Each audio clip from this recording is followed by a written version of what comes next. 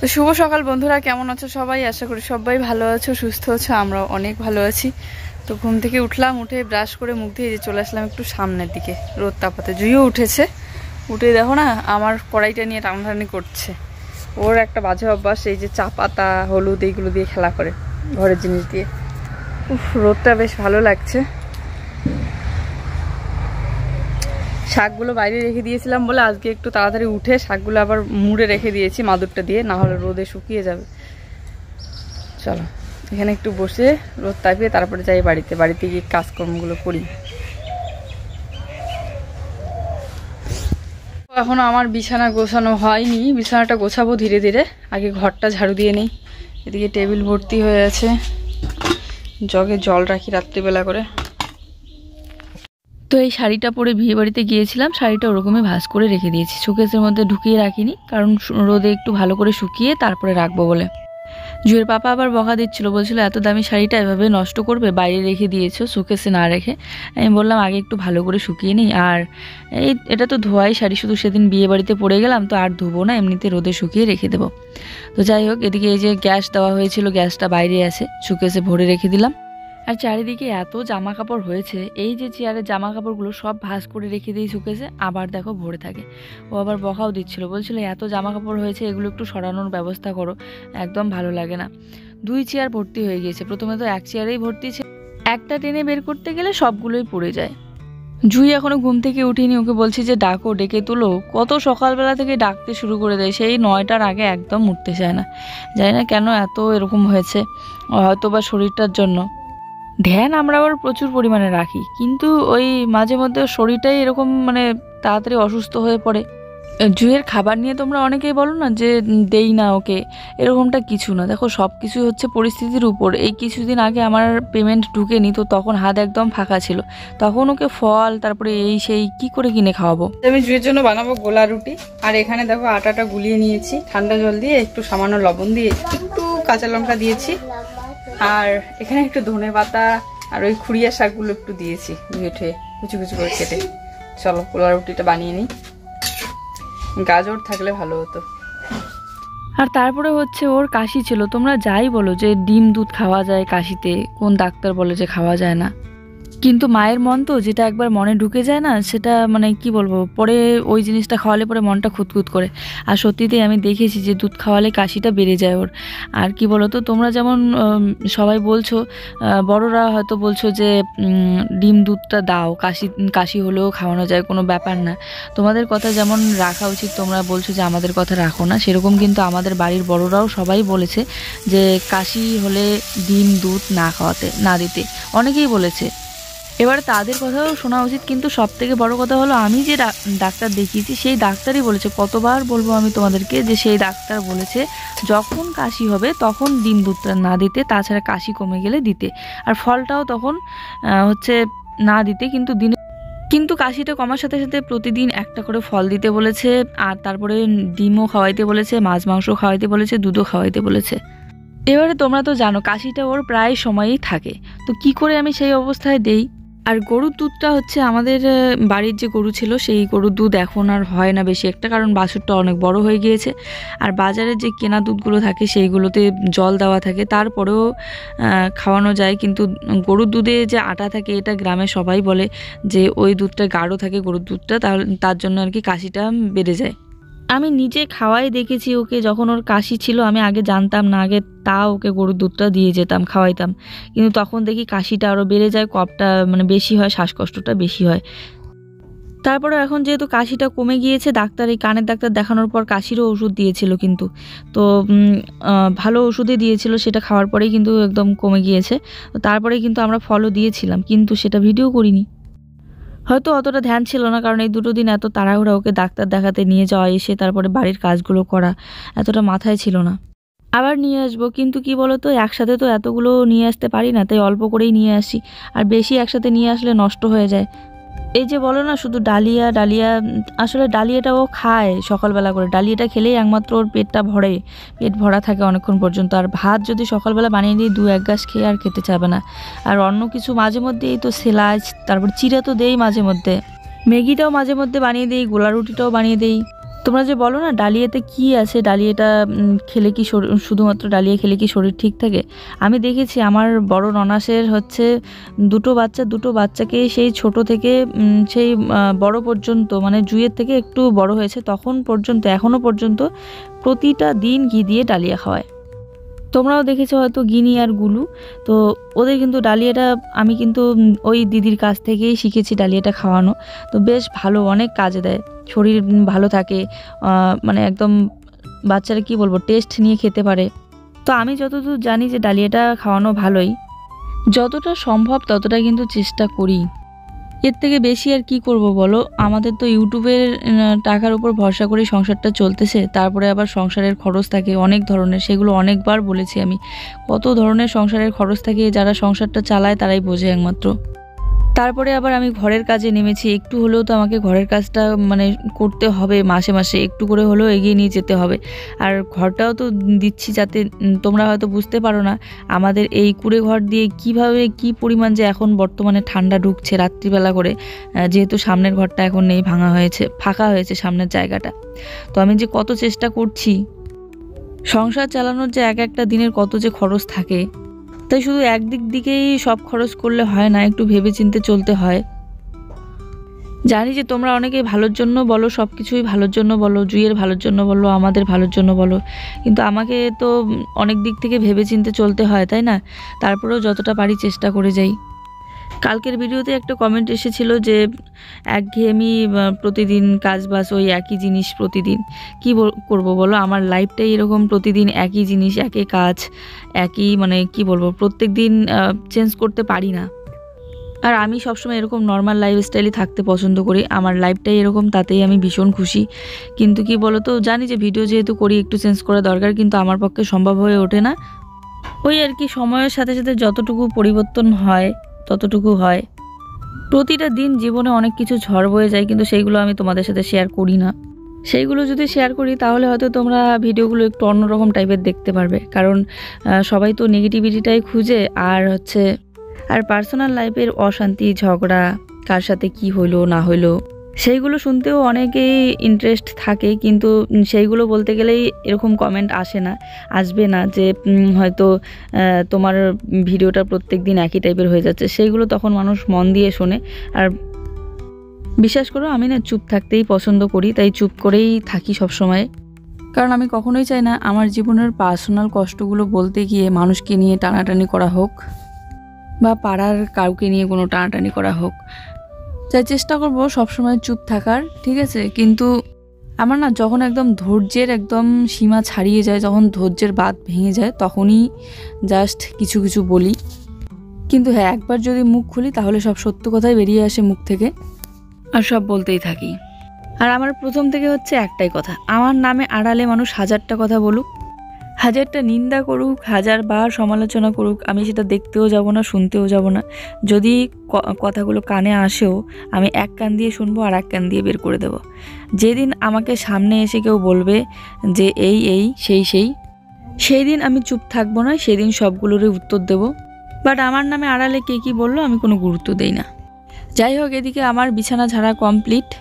তো একটু আগে দিদির সাথে বসে শাকগুলো একটু আলাদা আলাদা করছিলাম, সব শাক একদম একসাথে হয়ে গিয়েছিল, তো লাপা শাকগুলো আলাদা করলাম, খুঁড়িয়ে শাকগুলো আলাদা করলাম। এবারে এতগুলো শাক বাছাবাছি করতে অনেকটা সময় লাগবে। তো এখন বাজে সকাল 10টা, আর আমি এই যে সমস্ত কাজকর্ম সেরে স্নান করে আসলাম। সকালবেলা থেকে ভিডিওটা এডিট করার চেষ্টা করছিলাম, কিন্তু আজকে আমার কাইন মাস্টারের খুব সমস্যা হচ্ছিল, মানে 1 বছর হয়ে গিয়েছে, তো ওইটার মানে ডেট একদম ইয়ে হয়ে গেছে, না এক্সপায়ার হয়ে গেছে, লোগোটা চলে আসতেছিল। তো অনেক মানে চেষ্টা করে বরে যে আবার নতুন করে ডাউনলোড করে দিল। তো এখন আমি এডিট করতে বসবো, আর স্নান করে এসে এদিকে পূজাটা দিয়ে নিলাম, শুধু ক্রিম লাগানো হয়নি মুখে,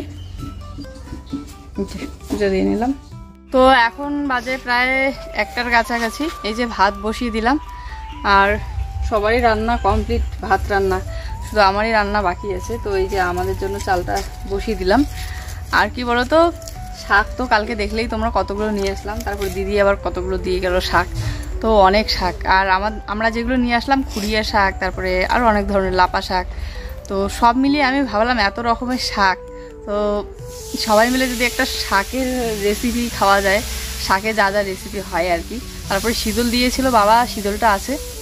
তো এই যে ভাতটা তো বসিয়ে দিলাম, ভাত তাড়াতাড়ি হয়ে যাবে, উনুনটা জ্বলতেছে।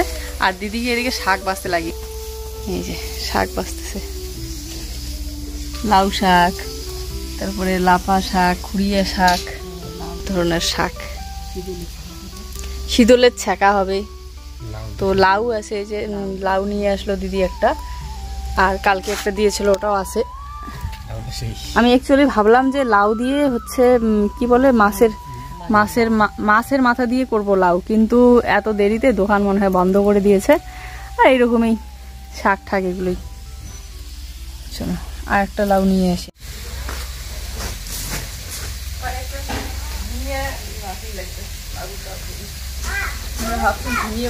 চাটনি করা হবে, অনেকগুলো শাক আছে না, লাউ, দুইটা লাউ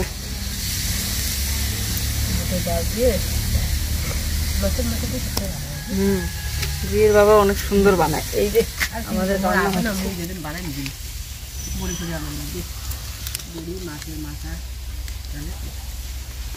তো ভাবলাম যে শাক বানানোর পর সবাই বাড়িতে বাড়িতে এই বাটিতে বাটিতে করে নিয়ে যাবে, তার থেকে বরং আমরা কলা পাতায় খাবো আর সবাই বাড়ি থেকে ভাত নিয়ে আসবে। হ্যাঁ, সবার রান্না কমপ্লিট, শুধু আমাদেরটাই বাকি আছে। একসঙ্গে খেতে ভালো লাগে। হ্যাঁ চলো।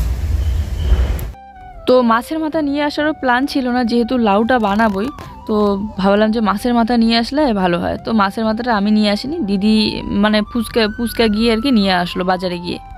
কারণ জুয়ের বাবা বাড়িতে ছিল না, বাড়িতে থাকলে ও নিয়ে এসে দেয়। ও আজকে একটু ব্যস্ত ওর কাজে, কারণ আছে তোমরা অবশ্যই দেখতে পারবে কারণ কি।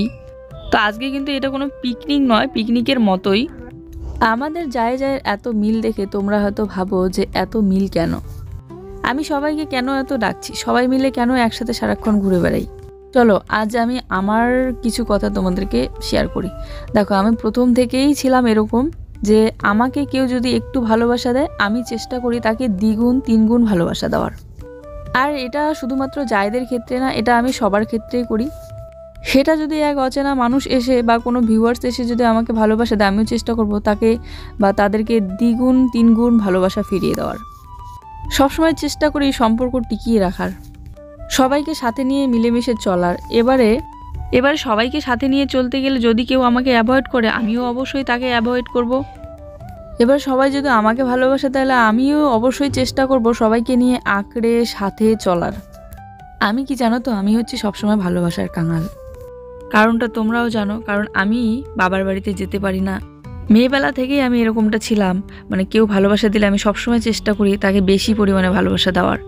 কিন্তু হ্যাঁ, এমনটা না যে কেউ আঘাত দিলে তাকে চেষ্টা করব আঘাত দেওয়ার, আঘাত না দিয়ে দূরে সরে যাওয়ার চেষ্টা করব।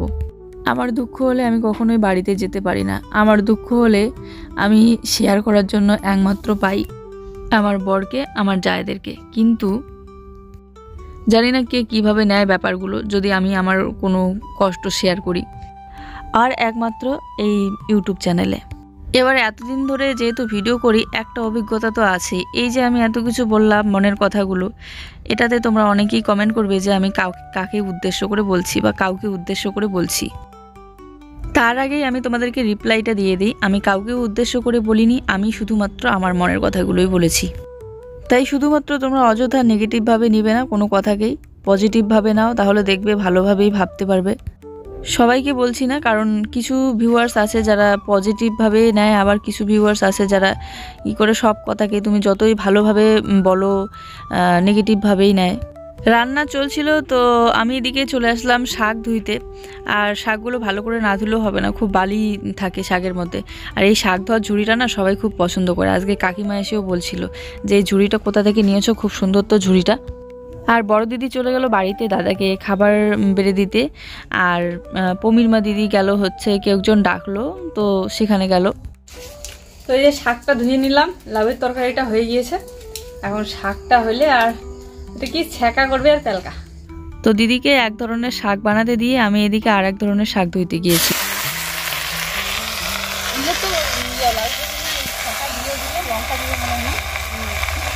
হ্যাঁ, তো আমি অপেক্ষা করছিলাম ওরা কখন আসে, অনেকক্ষণ হয়ে গেল এখনো পর্যন্ত আসতেছে না। তো এদিকে দিদি শাকটা বসিয়েও দিল, আর আমি এদিকে ছ্যাঁকার জন্য সব কিছু রেডি করছি। সেই দুপুর 2টা থেকে শুরু করেছি রান্নাবান্না। জুইকে কিন্তু একবার ভাত খাওয়াই দিয়েছি, তারপর সকালবেলা 10টার দিকে একবার ডালিয়াও খেয়েছে। ও ওইদিকে খেলতে ছিল ঘরের মধ্যে, আমি এদিকে আবার এই যে যা ধোয়াধুয়ি করতে লাগে সেইগুলো ধোয়াধুয়ি করে নিয়ে আসলাম। আর এই সব জিনিসে তো বেশি বাটাবাটি করতে হয়। অনেকক্ষণ ধরেই ওকে বলছিলাম যে চলো কলা পাতাগুলো কেটে নিয়ে আসি, বেলা ডুবে যাচ্ছে। ও বলছে দাঁড়াও আর একটু পরে যাই, সবাই আসুক তারপরে যাই। কিন্তু এই যে বেশি দেরি করা যাবে না, বেলা ডুবে গেলে সন্ধ্যা লেগে গেলে পরে আবার জঙ্গলবাড়িতে আসতে ভয় লাগে। আসলে এই জায়গাটায় আমাদের আজকে পিকনিকটা করার কথা ছিল, পিকনিক বলতে ওই শাক ভাত আর কি। কিন্তু এইখানটায় যেহেতু দুপুরবেলা থেকে প্রচণ্ড পরিমাণে রোদ ছিল, আর এই জমিটাতে তো চাষ করা হয়েছে, তাই বাচ্চা কাচ্চা নিয়ে এত দূরে এই জঙ্গল বাড়িতে না খেয়ে আবার সাপের পোকামাকড়ের ভয়, তো আমরা আসলে অবশ্যই বাচ্চা কাচ্চাগুলো আসবে। তো এই জন্য ভাবলাম যে না ঠিক আছে, বেশি দেরিও হয়ে গিয়েছে, বেলাও অনেক হয়ে গিয়েছে আমাদের বাড়িতেই। আর উনুনটা এত দূর থেকে এত দূর নিয়ে আসা, বেশি নিয়ে যাওয়া আসা করলে আবার ফেটে যায়। তো এই জন্য ভাবলাম যে ওখানেই রান্না করে তাড়াতাড়ি খেয়ে নিই। আসলে মাছ মাংস দিয়ে খাওয়ার থেকে আমার এই অনেক দিনের ইচ্ছে ছিল ছ্যাঁকা প্যালকা এইগুলো দিয়ে খাই। আর বিশেষ করে মাহিরমা দিদির কাছে শুনেছি যে প্যালকা বানাবে এই শাকগুলো দিয়ে। তো ভাবলাম দিদি তাহলে প্যালকাটা বানাক, আর আমরা এদিকে বাকি কিছু কিছু জিনিস বানাই। আজকে যা যা রেসিপি হয়েছে সব কিন্তু রাজবংশীদের একদম প্রিয় খাবার। শীতলের ছ্যাঁকা প্যালকা এইগুলো জিনিস হলে আর কিছু চাই না। আমাদের এদিকে আবার একটা মেলাও লাগে জানো, ওই মেলাতে হচ্ছে শামুকের ওই কী বলে হরপ্পা না কী বলে, আমি এগুলো নামও ঠিকঠাক মতো জানি না। আর শীতলের ছ্যাঁকা, মানে সব ধরনের ছ্যাঁকা প্যালকা এগুলোই হয় আর কি ওখানে। কোনোবার যাইনি, তবে শুনেছি। তবে মেলা বাড়িতে গিয়ে এইসব জিনিস খাওয়ার থেকে মেলা বাড়িতে তো শর্টকাট রান্না হয়, আর বাড়িতে বানিয়ে খাওয়াটাই বেশি ভালো লাগে। আর ওইদিকে এখানে কলা পাতাগুলো ভাগ ভাগ করে কেটে নিচ্ছে সব। তবে কলা পাতাগুলো বেশি ছোট হয়ে গিয়েছে আমার মনে হয়। একটু বড় কলা পাতা, যেমন এই বড় কলা পাতাটা ঠিক আছে, আর যাই হোক ছোটোগুলোতে বাচ্চাগুলো খেতে পারবে। কলা পাতায় খেলে দেখতেও সুন্দর লাগে, আর থালা বাসন পরিষ্কার করার ঝামেলাটাও একটু কম থাকে। সেদিন জুয়ের পাপা যে কলা পাতাগুলো কেটে নিয়ে গেল, ওই আমাদের বাড়ির পিছনের দিকে যে সোজাসুজি জমিটা আছে ওই দিক থেকে নিয়ে গিয়েছিল, আর আমি এই দিকে চলে আসলাম উল্টো দিকে। কলা পাতাগুলো একটু ভালো করে ধুয়ে নিতে হবে, কারণ ধুলা জমে গিয়েছে, যে চাষ টাস হয়েছে না জমিতে।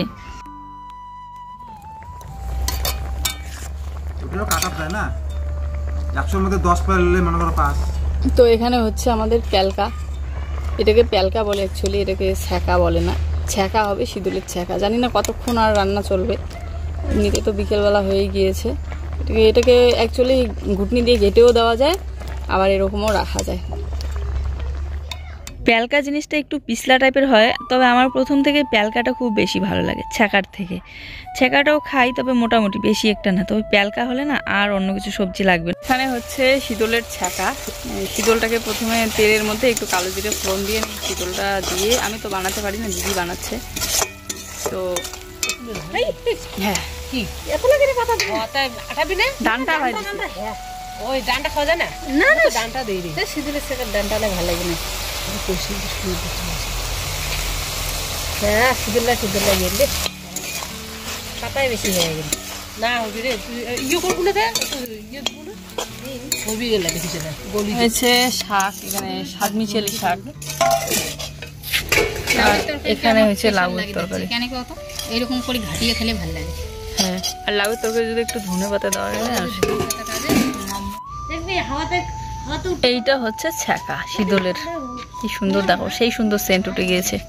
আর এটা হচ্ছে প্যালকা। এই শাকগুলো বেঁচে গিয়েছে, এগুলো কালকে হবে খাওয়া। সারাটা দিনে সেই সকালবেলা থেকে এখন লেগে গেল সন্ধ্যা। বাচ্চাদেরও প্রচণ্ড খিদে পেয়েছে, তা জুই তো ঘুমিয়ে পড়েছে, আর জুইকে এই জন্য ডাকলাম না। তো জুইয়ের পাপা এই যে বসে পড়েছে বাকি বাচ্চাদের সাথে। যদিও বা বাচ্চারা কিন্তু সকালবেলা বা দুপুরবেলা খেয়েছে, কিন্তু আমরা বড়রা কিন্তু এখনও কেউ কিচ্ছু খাইনি। সবাই অপেক্ষা করেছিলাম যে কখন রান্না হবে। এই রান্নাগুলোর মধ্যে সব থেকে কোনটা বেশি ভালো হয়েছে বলো তো? সব থেকে বেশি ভালো লেগেছে এই যে প্যালকা। সব রান্নাই দারুণ ছিল, তবে আমার প্যালকা জিনিসটা বেশি ভালো লেগেছে। একবার আমি তখন খাওয়াই দিয়েছিলাম দুপুরবেলা, আর লাউয়ের তরকারি দিয়ে খাওয়াই দিয়েছিলাম। ছ্যাঁকা ঠাকা তো এগুলো শীতলের ছ্যাঁকা তো খায় না, প্যালকাটা খায়, কিন্তু ঘুমিয়ে পড়েছে। একবারে রাত্রিবেলা খাওয়াই দেবো। কিন্তু যেহেতু ঔষধ খাচ্ছে, ঔষধ খেলে না এইসব জিনিস খেতে হয় না, ছ্যাঁকা প্যালকা, কারণ সোডা দেওয়া থাকে এগুলোতে, তাহলে নাকি ওষুধটা কোনো কাজে দেয় না। আর তো এই দেখো কখন থেকে ওকে ডাকছি কেমন হয়েছে রান্না, ও মাথায় তুলছে না, মানে এত স্বাদ হয়েছে সব রান্নার, একদম মন দিয়ে খাচ্ছে। তারপরে এই তো আমরা সবাই মিলে বসে পড়েছি। বলো। হিদুলের ছাকা, শাক, তেলকা, লাউয়ের সবজি, বাঁধাকপির ঘন্ট, আরো কিছু আছে নাকি?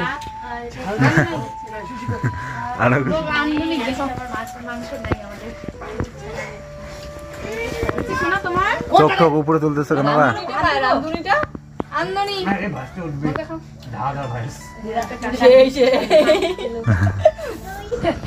সবগুলো সেই কিন্তু আমি শীতলটা আমি রান্না করি। যাই হোক, সব জায়েদেরকে ডেকে আমি ছ্যাঁকা বেলকা দিয়ে খাওয়াইলাম আজকে। চলো আজকের ভিডিওটা এই পর্যন্ত, কোনো মাছ মাংস নয়। সবাই ভালো থেকো, দেখা হচ্ছে নতুন ভিডিও।